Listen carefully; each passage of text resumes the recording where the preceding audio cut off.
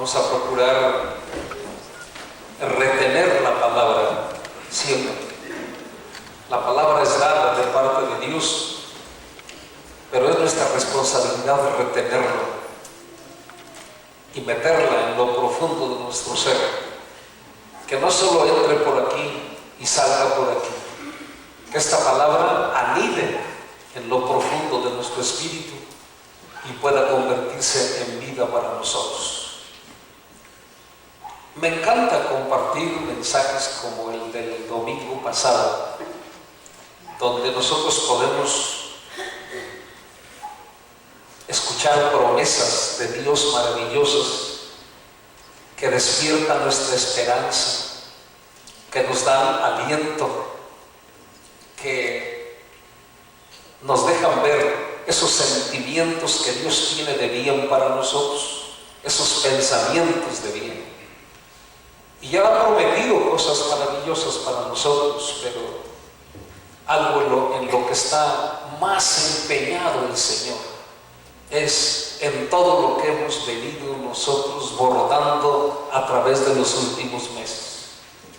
Y quizá diga en este momento, pastor, otra vez, y yo lo voy a decir otra vez, y las que faltan todavía, por una sola razón. Porque no somos una obra terminada, porque tenemos anhelos de crecer en Dios y no solamente de vivir una vida de apariencia. Hoy voy a compartirle a partir de este domingo y no sé, unos 2, 3 más, no sé cuántos, una secuencia otra vez hilada, como una continuación de lo que hemos venido viendo.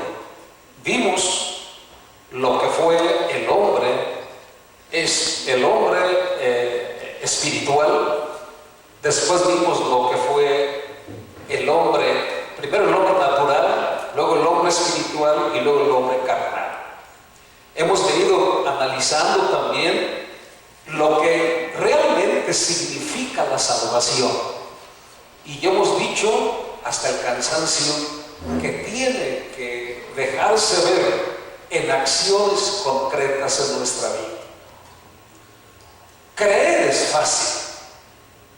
Mucha gente cree, no solo la gente, también el diablo cree y tiembla, dice la palabra. Así que no se trata solo de creer. Hoy vamos a comenzar con algo que he titulado una conversación reveladora. Y digo reveladora porque vamos a aprender muchas cosas de ahí. Tomé como base lo que está escrito en el libro de Juan, que es una parte muy conocida de todos nosotros, en el capítulo 8, versículos 31 al 32. Jesús está ante algunos hombres judíos que habían creído en Él. Dijo entonces Jesús a los judíos que habían creído en Él: si ustedes permanecen en mi palabra, serán verdaderamente mis discípulos y conocerán la verdad, y la verdad los hará libres. Este texto lo hemos machacado, sobre todo en tiempos de septiembre, cuando hablamos de la libertad, cuando tocamos temas donde Dios rompe las cadenas, pero hoy va a tener un enfoque distinto esto. Esta es una conversación reveladora para mí, porque fue la que tuvo Jesús con aquellos judíos. Insisto, no eran inconversos, eran judíos que habían creído en Él. Y las revelaciones que Jesús les hizo a ellos, a estos hombres, en esa ocasión, son aplicables a todos aquellos que alrededor del mundo, a través de la historia, sin importar el tiempo, se han llamado cristianos o creyentes. Pero también a los que nos llamamos cristianos o creyentes en este tiempo, ahora mismo. Mucha gente se llama cristiano y mucha gente hace alarde de su cristianismo y marca una diferencia en cuanto a lo que otras gentes creen y en cuanto a lo que un cristiano cree. que tiene como base la Biblia. Pero las primeras palabras de Jesús contienen una condición ineludible para aspirar realmente a ser considerados discípulos de Cristo, verdaderos discípulos de Cristo. Y es permanecer en su palabra. Permanecer en su palabra significa mantenerse firmemente y sin fluctuar en lo que la palabra establece como norma de vida y conducta para un cristiano. Es decir, son personas que no viven de una experiencia pasada, de una sensación que tuvieron en determinado momento de su vida, sino que siguen obedeciendo las palabras de Cristo por toda su vida.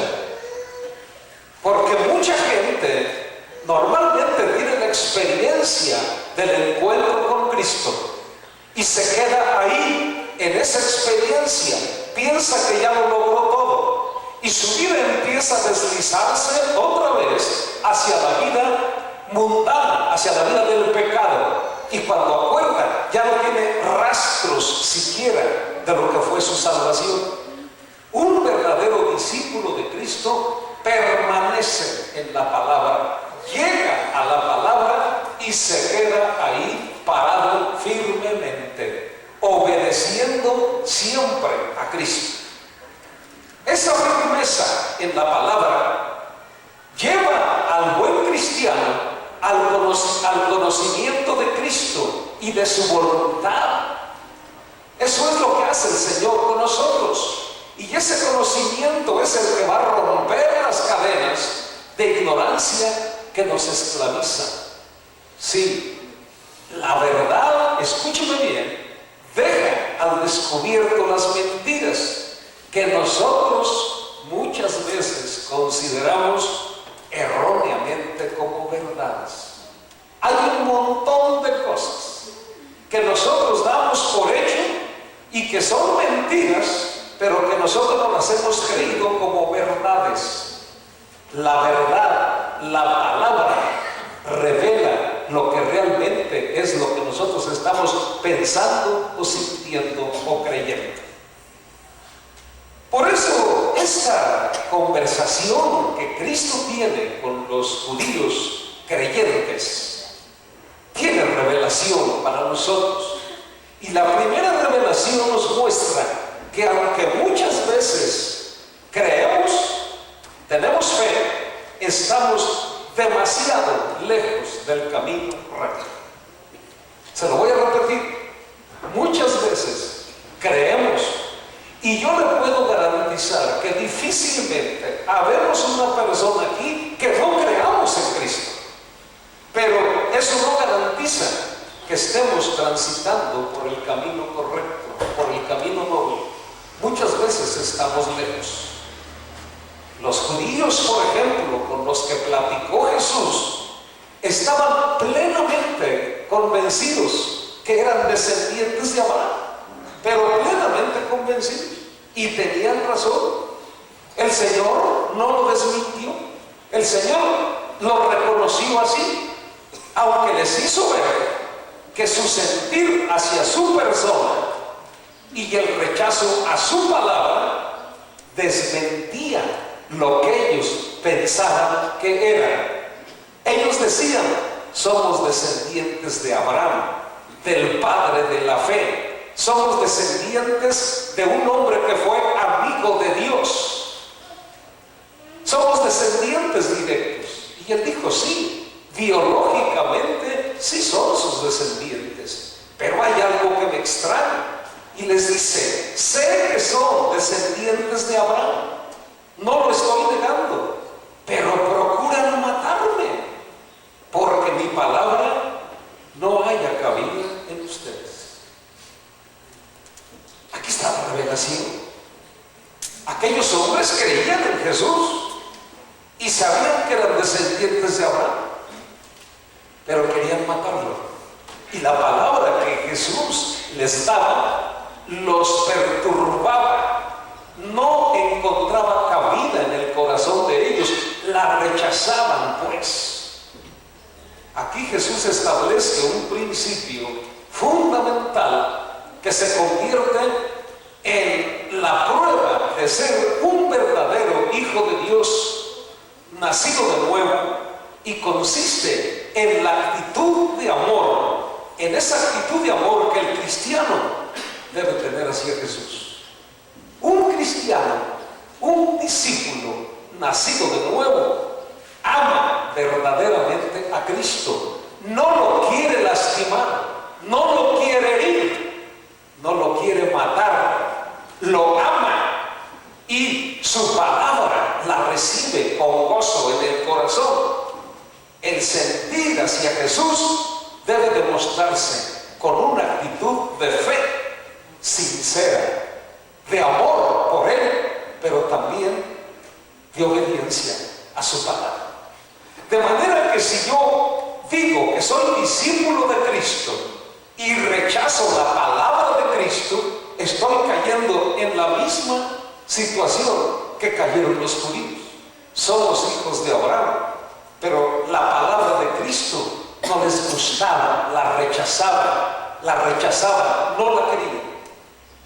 El Señor no consideraba que el interior de las personas y su forma de vivir dependiera de la herencia biológica o física que tenían. Esto es, no porque eran judíos necesariamente tenían que ser hombres creyentes y vivir santamente. No tiene nada que ver el aspecto biológico. Por eso la iglesia de Jesucristo es formada por infinidad de razas, personas, colores, naciones, porque no tiene nada que ver con el aspecto biológico. Sí, Jesús fue judío, pero no quiere decir que todos tengamos que ser judíos para poder alcanzar la salvación. La salvación es universal, no tiene raza, no tiene lengua. El Señor nos enseña que no tiene nada que ver el aspecto biológico y la descendencia natural del hombre.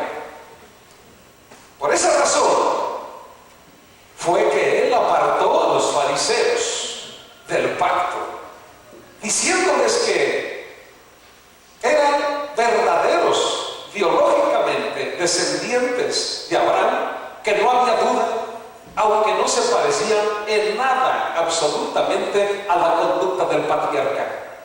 Abraham, cuando nosotros buscamos en la Escritura, encontramos que era un hombre humilde, un hombre obediente, amoroso y de fe, mientras que aquellos judíos que habían creído eran pecadores. Había una diferencia muy grande.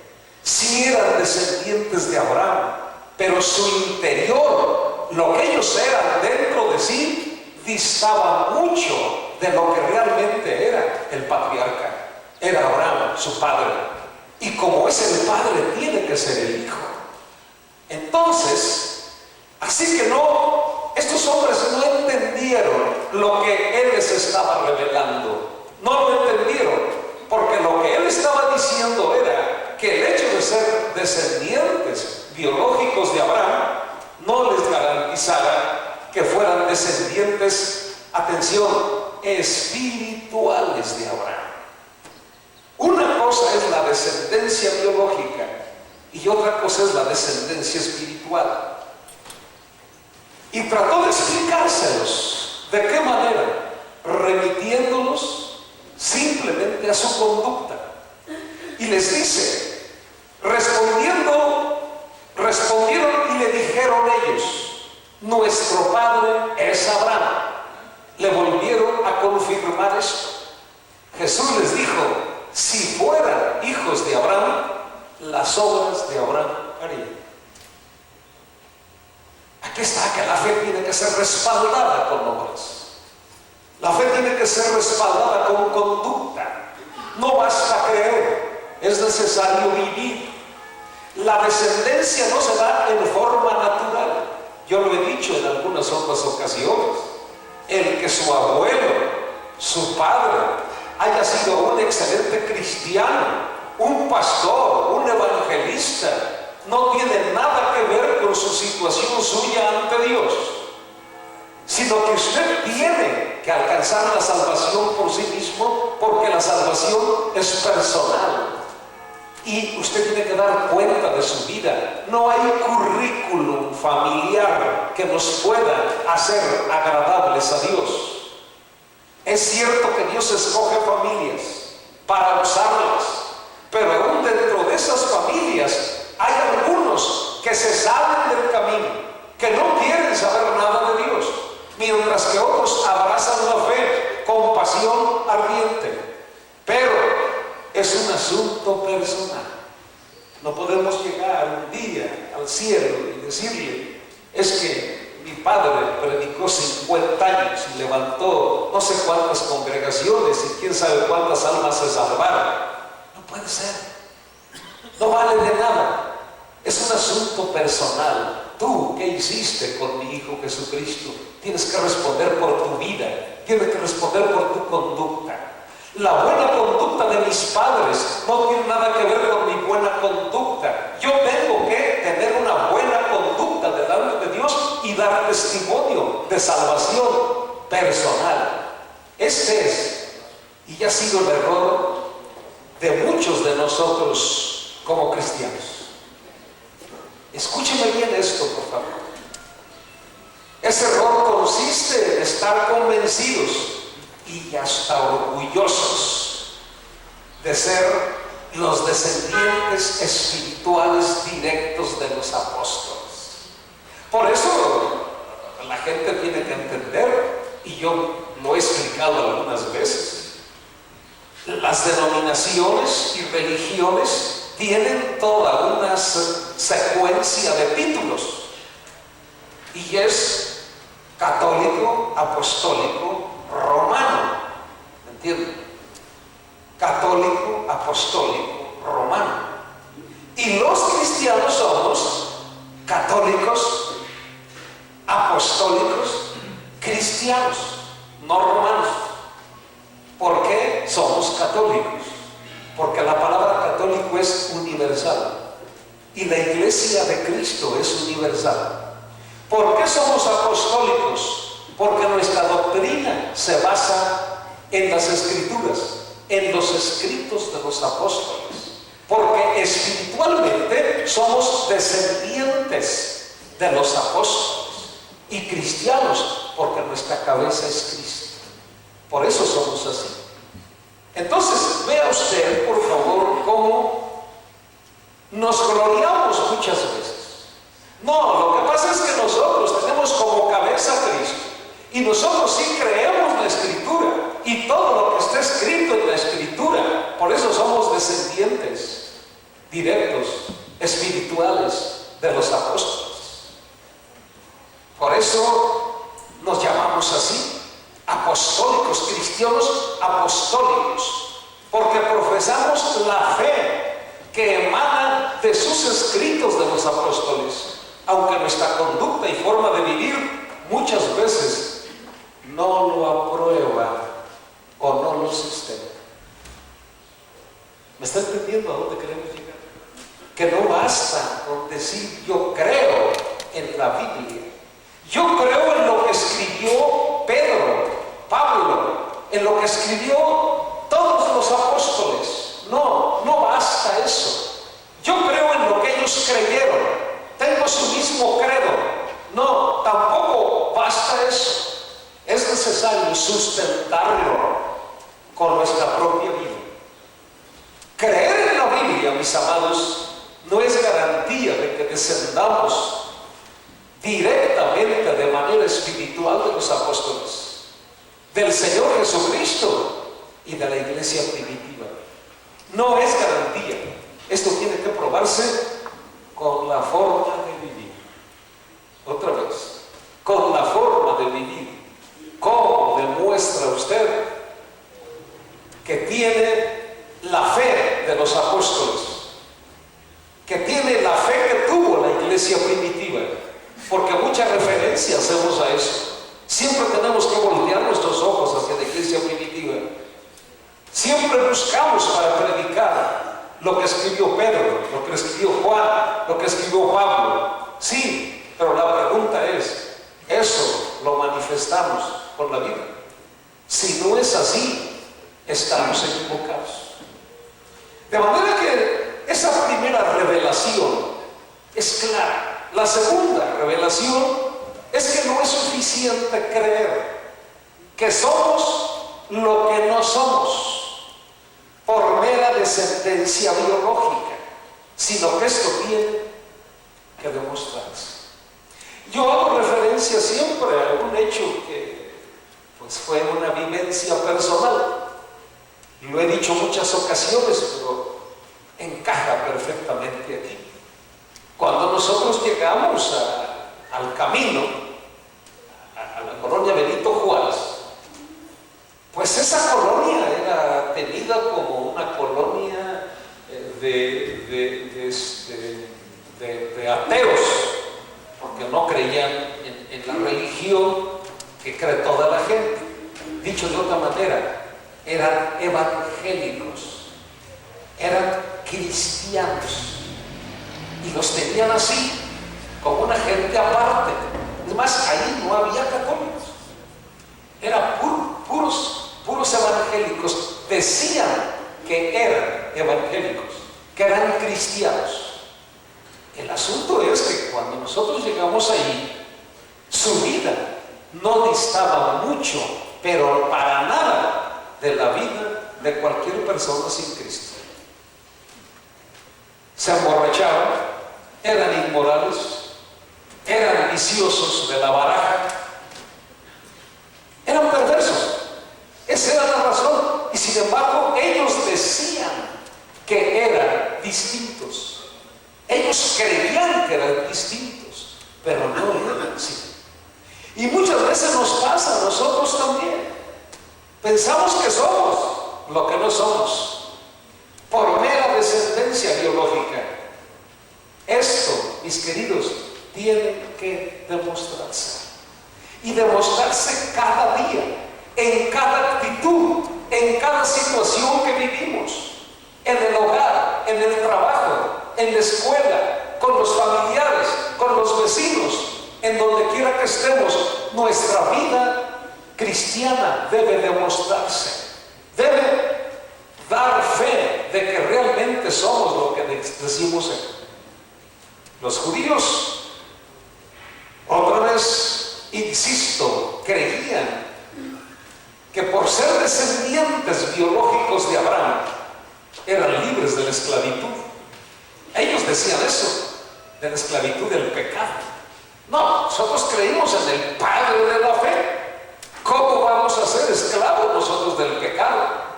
Daban por hecho que por ser descendientes de Abraham, automáticamente tenían todo lo que Abraham había tenido y eran todo lo que Abraham había sido. Era una concepción errónea. Por eso volvieron a insistirle y le respondieron: linaje de Abraham somos y jamás hemos sido esclavos de nadie. ¿Cómo dices tú? ¿Serán libres? O sea, ¿cómo nos quieres hacer libres si nosotros no somos esclavos? Vean cómo estaban convencidos de que eran hombres libres de pecado y sin embargo estaban esclavizados por el pecado. Era una concepción errónea. Pensaban que eran lo que no eran en realidad. De la misma manera, nosotros los cristianos creemos en la Biblia. Es cierto esto. Damos por hecho que por creer en lo que Pablo creía, en lo que Juan y Pedro creían, en lo que el escritor de los Hebreos creía, somos poseedores automáticamente de lo que ellos tenían y eran. Y no es así. Un error muy grande que cometemos es pensar que cualquier persona que trae una Biblia en la mano es cristiana. Y esto lo damos por hecho. A veces ni parientes son y los consideramos hermanos porque traen una Biblia en la mano nada más. ¿Me está entendiendo? Tenemos que tener un mayor discernimiento en esto. Por eso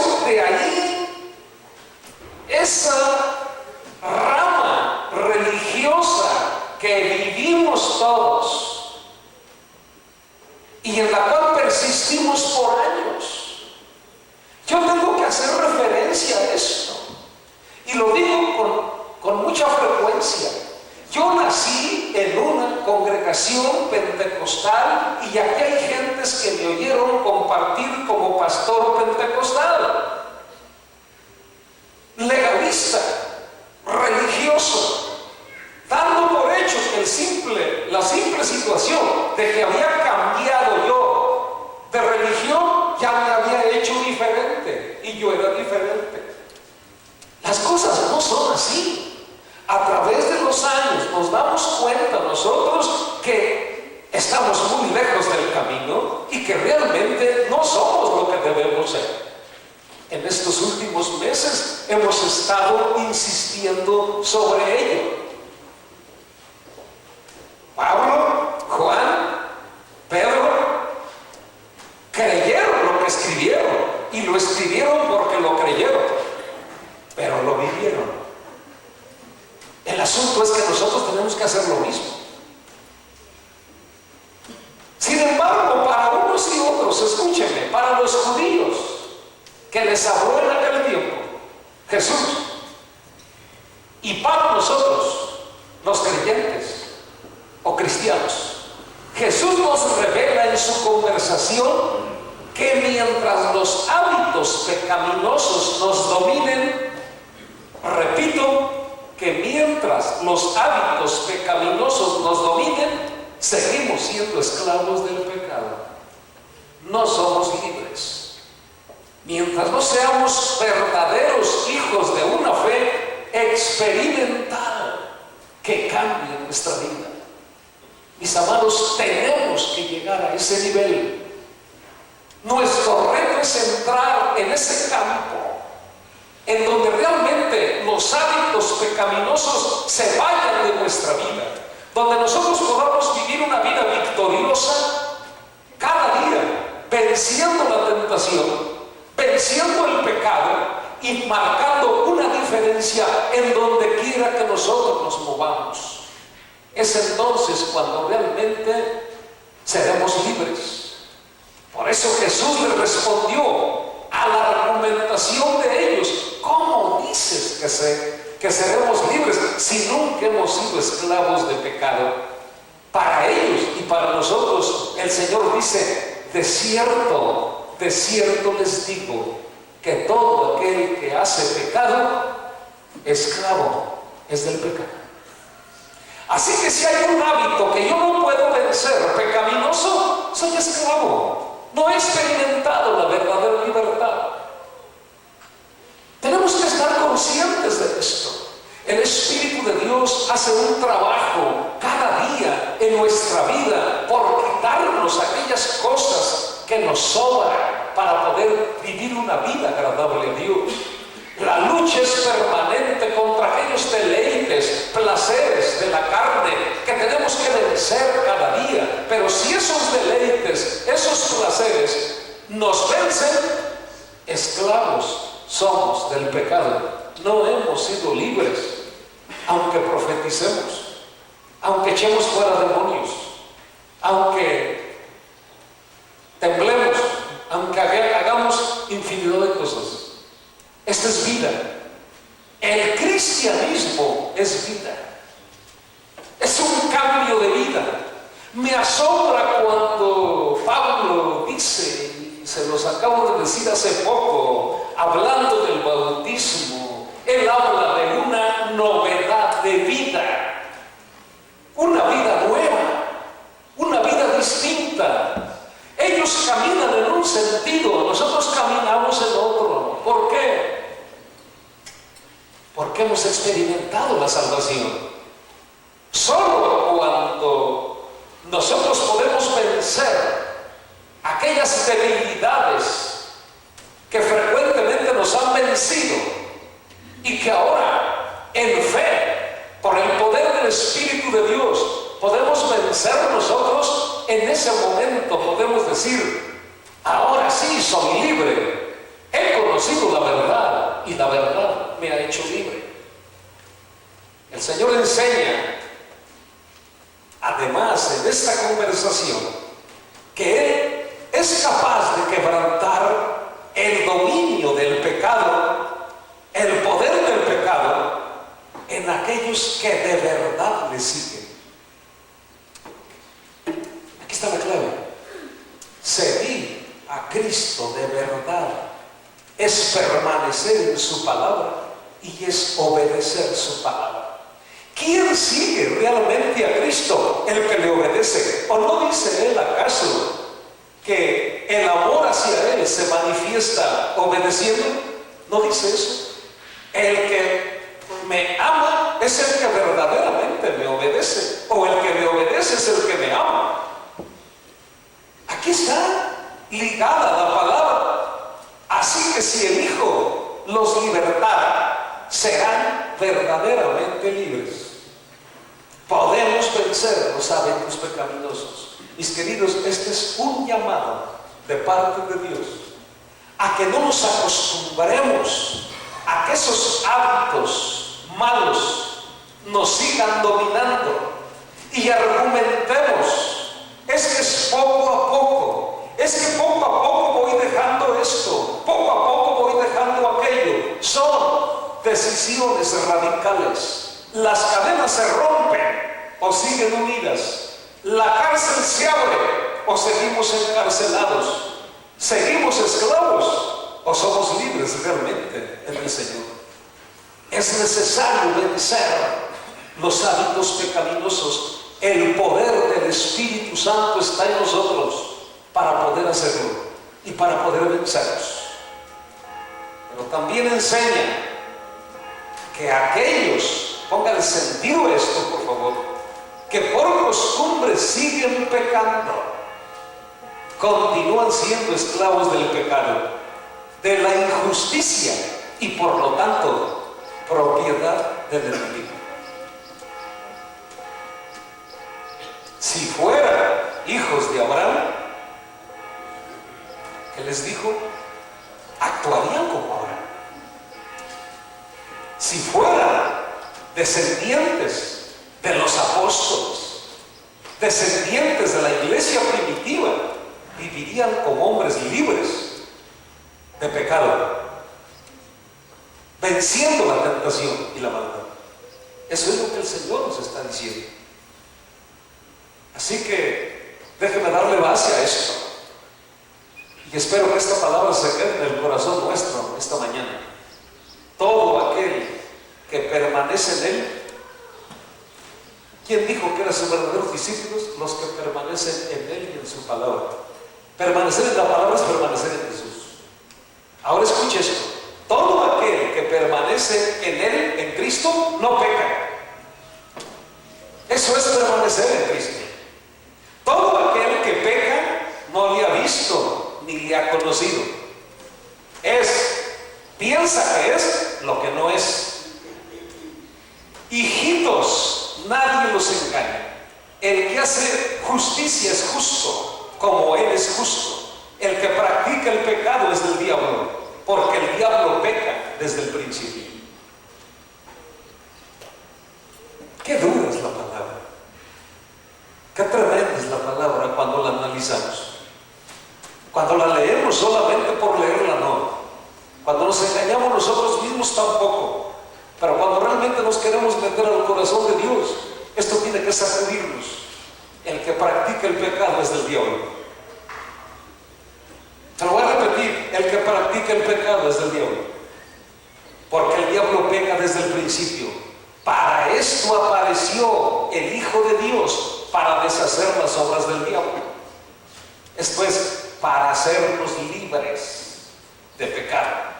Todo aquel que es nacido de Dios no practica el pecado, porque la simiente de Dios permanece en él y no puede pecar porque es nacido de Dios. Tiene una nueva naturaleza. En esto se manifiestan los hijos de Dios y los hijos del diablo. Todo aquel que no hace justicia y que no ama a su hermano no es de Dios. Yo le dejo de tarea esta palabra que está en 1 de Juan capítulo 3 versículos del 6 al 10. Hoy por la noche abra su escritura Tenemos que remasticar esta palabra y ubicarnos realmente. ¿Qué estoy siendo yo? ¿Soy realmente un hijo de Dios? ¿O el pecado me domina? Si yo peco, no puedo decir que mi Padre es Dios. Y no puedo decir que desciendo realmente de la iglesia primitiva, de la fe de los apóstoles. Lo vamos a ver más adelante. Por ello, no podemos dar nada por hecho, mis amados. Si pretendemos ser descendientes de los apóstoles y verdaderos discípulos de Cristo, tenemos que ser y tener lo que ellos fueron y tuvieron. No solo creerlo, porque sería engañarnos nosotros mismos. De no hacerlo así, igual que los fariseos, igual que aquellos judíos, seremos excluidos del pacto. Porque se nos va a decir, sí, tú dices que eres, pero yo veo otra cosa en ti. No encuentra cabida mi palabra en tu corazón, porque tú sigues viviendo conforme a tus sentimientos, una vida de pecado, de maldad, de inmoralidad. ¿Cómo puedes decir que eres mi hijo? Eso es lo que el Señor nos está diciendo esta mañana. Por ello, considero de gran necesidad que a partir del próximo domingo nosotros nos ocupemos de conocer algunas características de la fe genuina, de lo que realmente es una identificación espiritual con Dios, con Cristo, con sus apóstoles, con la iglesia primitiva. Realmente, ¿dónde está lo que me caracteriza? ¿Qué es lo que deja ver que yo soy eso que digo que soy? De otra manera, solamente lo estoy creyendo erróneamente, pero en realidad no lo soy. Dígame usted si esta conversación con los judíos que creyeron fue reveladora o no. Ellos daban por hecho muchas cosas que finalmente Jesús les demostró que no. Dios quiere que seamos movidos a un compromiso de purificar nuestra vida, de excluir el pecado, de tomarnos como propósito este día. Yo tengo estos hábitos que sé que no le agradan a Dios y tengo que vencerlos con el poder de Dios para poder ser lo que yo digo que soy y lo que Dios quiere que yo sea. Hay algo, mis amados, y lo estaba enseñando yo el jueves en el CCM. Aún la gente conversa, tiene dentro de sí algo que se llama conciencia, que es algo puesto por Dios ahí. Es como el termómetro. Aún sin el conocimiento de Dios, una persona sabe dentro de sí si lo que está haciendo está bien o está mal. Y si usted llama a un doctor, muere alguien y le dice, a ver, busque de la conciencia, y lo abre en canal y le busca por todos lados del cuerpo, nunca va a encontrar la conciencia, porque es una ley moral que Dios pone. Ahora, imagínense si eso es para los inconversos. ¿Por qué creo que un niñito desde chiquito, lo hemos visto, ¿no?, sabe cuando está haciendo algo mal y cuando no? Si no, lo volteaba a ver y decirle, a veces no me dice nada, sabe que está haciendo algo mal. ¿Cuánto más nosotros, hermanos, que hemos sido iluminados en nuestro entendimiento por la luz de la palabra? Hay discernimiento del bien y del mal en el corazón de los hijos de Dios. Entonces es más aberrante que aún teniendo ese discernimiento, más allá de la conciencia, es el conocimiento de la palabra, lo que el Espíritu nos da como revelación, y nos hace sentir, porque nos hace sentir, eso está mal. Lo que hice está mal. La forma en que reaccioné estuvo mal. Lo que dije, estuvo mal. Lo que hice estuvo mal, porque tenemos el conocimiento de la palabra. Un hábito pecaminoso que tenemos. Estoy seguro que el Espíritu nos redarguye en lo profundo del corazón. La pregunta es, ¿por qué lo seguimos haciendo? Porque estamos pecando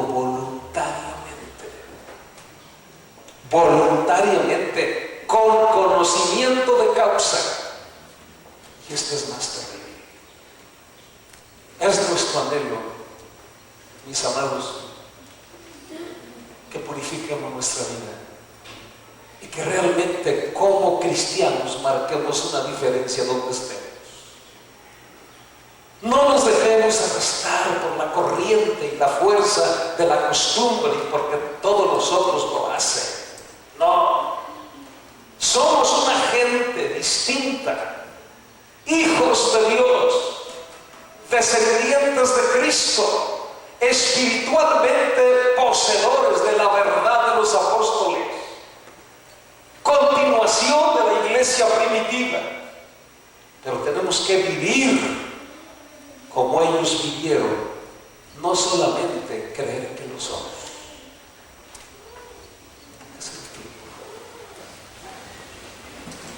Levante sus ojos, por favor. Cierre sus ojos. Yo quiero pedirle que esta oración la escuchen en lo profundo de su corazón y simplemente vayan asintiéndola, diciendo: sí, Señor, yo quiero ser eso. Ayúdame, amado Padre Celestial. Gracias por revelarnos tu palabra, a través de la cual nos haces conscientes de lo que realmente somos y no de lo que creemos ser. Perdónanos. Sabemos que lo que venimos a escuchar no nos hace sentir bien. Nos hacen sentir bien mensajes como en el domingo pasado, Señor, que bien pudiéramos seguir por ahí. Pero es necesario un cambio radical en nuestra vida. Háblanos, Padre mío, con esa claridad. Sacúdenos. Queremos identificarnos contigo de una manera genuina, que no haya duda, teniendo una vida que demuestre que verdaderamente somos tus discípulos.